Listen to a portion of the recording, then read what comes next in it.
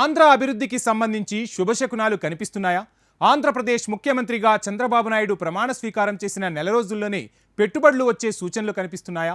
ఏపీలో పుష్కలంగా ఉన్న పెట్రోకెమికల్స్ నిల్వలను వెలికి తీయడం, శుద్ధి చేయడం వంటి రంగాల్లో భారీ ఎత్తున పెట్టుబడులను ఆకర్షించే ప్రయత్నాలు ముమ్మరంగా సాగుతున్నాయా?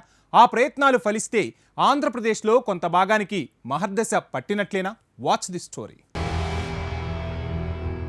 ఏపీ ముఖ్యమంత్రి చంద్రబాబు నాయుడులో గతంలో ఎప్పుడూ కనిపించని ఆనందం కనిపిస్తోంది. అందుకారణం ముఖ్యమంత్రిగా బాధ్యతలు చేపట్టిన నెల రోజుల్లోనే రాష్ట్రంలో భారీ ఎత్తున పెట్టుబడులు ఆకర్షించేందుకు ప్రయత్నించడమే. చంద్రబాబు ప్రభుత్వం చేస్తున్న ప్రయత్నాలు ఫలించే అవకాశాలు ఎక్కువగా ఉన్నాయన్న అభిప్రాయాలు వ్యక్తమవుతున్నాయి.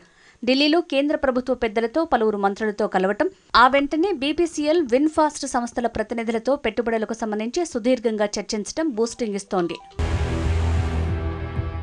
ఏపీకి పెట్టుబడులు సాధించడమే లక్ష్యంగా చంద్రబాబు నాయుడు ప్రయత్నాలు ముమ్మరం చేశారు. ఇప్పటికే పలు కంపెనీలను పెట్టుబడులు పెట్టాలంటూ చంద్రబాబు ఆహ్వానిస్తున్నారు. చంద్రబాబు గతంలో సీఎంగా పనిచేసిన సమయంలో ఉన్న పరిచయాల నేపథ్యంలో పలు కంపెనీలను చంద్రబాబు నాయుడు ఆహ్వానిస్తున్నారు. తాజాగా పలువురు పారిశ్రామికవేత్తలు ఏపీలో పెట్టుబడులు పెట్టేందుకు ఆసక్తి చూపుతున్నారు. చంద్రబాబు హయాంలో పెట్టుబడులకు అత్యుత్తమ గమ్యస్థానం ఏపీ అవుతుందని ఆనందం వ్యక్తం చేస్తున్నారు. అమరావతిలో బీపీసీఎల్, విన్ఫాస్ట్ సంస్థల ప్రతినిధులతో సమావేశమైన చంద్రబాబు కంపెనీల ప్రతినిధులతో రాష్ట్రంలో పెట్టుబడులకు ఉన్న అవకాశాలు, పెట్టుబడులు పెడితే వచ్చే లాభాల గురించి చర్చించారు. పరిశ్రమలకు అవసరమైన సదుపాయాలు, మౌలిక వసతులు కల్పిస్తామని, అందువల్ల పెట్టుబడులు పెట్టాలని వారిని ఆహ్వానించారు. ఏపీలో ఆయిల్ రిఫైనరీ, పెట్రోకెమికల్ కాంప్లెక్స్ ఏర్పాటుపై BPCL chairman and managing director Krishna Kumar సంస్థ ప్రతినిధులతో ముఖ్యమంత్రి చర్చించారు. ప్రాథమికంగా అయ్యే ఖర్చును కూడా అంచనా వేసినట్లు సమాచారం. ఈ ప్రతిపాదన కార్యరూపం దాల్చితే 60 నుంచి 70 వేల కోట్ల పెట్టుబడులు ఏపీకి వచ్చే అవకాశం ఉంది. రిఫైనరీ ప్రాజెక్టులు నెలకొల్పడానికి 4,000 నుంచి 5,000 ఎకరాల భూమి అవసరమవుతుందని భావిస్తున్నారు. అయితే కంపెనీకి అవసరమైన భూములు కేటాయించేందుకు తాము సుముఖంగా ఉన్నామని చంద్రబాబు చెప్పడంతో కంపెనీ ప్రతినిధులు ఆనందం వ్యక్తం చేశారు. వచ్చే 3 నెలల్లో ప్రాజెక్టు ఏర్పాటుకు అవసరమైన పూర్తి ప్రణాళికతో రావాలని చంద్రబాబు కోరటం విశేషం. దీంతో ఏపీకి తొలి విడతలోనే పెద్ద మొత్తంలో పెట్టుబడులు వచ్చే అవకాశం వస్తుందన్న పాజిటివ్ సంకేతాలు కనిపిస్తున్నాయంటున్నారు రాజకీయ విశ్లేషకులు. ఆ లెక్కన మళ్లీ అక్టోబర్లో ఇందుకు సంబంధించిన భేటీ జరుగుతుందని, అప్పుడే ప్రాజెక్టుకు సంబంధించిన ఒడంబడిక జరుగుతుందంటున్నారు. మరోవైపు విన్ఫాస్ట్ ప్రతినిధులతోనూ చంద్రబాబు సమావేశం కావటం మరో శుభసూచకంగా నిలుస్తోంది. ఎలక్ట్రిక్ వాహనాల తయారీలో ప్రఖ్యాతి చెందిన విన్ఫాస్ట్ ప్రతినిధులతోనూ చంద్రబాబు నాయుడు చర్చలు జరిపారు. విన్ఫాస్ట్ అనేది వియత్నాంకు చెందిన ఎలక్ట్రిక్ వాహనాల తయారీ సంస్థ. ఈ సంస్థ సీఈఓ పామ్ సాన్ చౌతో పాటు సంస్థ ప్రతినిధులు ఏపీకి రావటం, పెట్టుబడులపై చంద్రబాబుతో భేటీ కావటం శుభసూచకంగా కనిపిస్తోంది. టెక్ రంగానికి అవసరమైన పూర్తి నాలెడ్జ్, వనరులు ఏపీలో పుష్కలంగా ఉన్నాయని, అందువల్ల పెట్టుబడులు పెడితే కంపెనీకి మేలు జరగటమే కాక పెద్ద ఎత్తున ఉపాధి, పర్యావరణ పరంగా జరిగే ప్రయోజనాల గురించి కూడా చర్చించారు.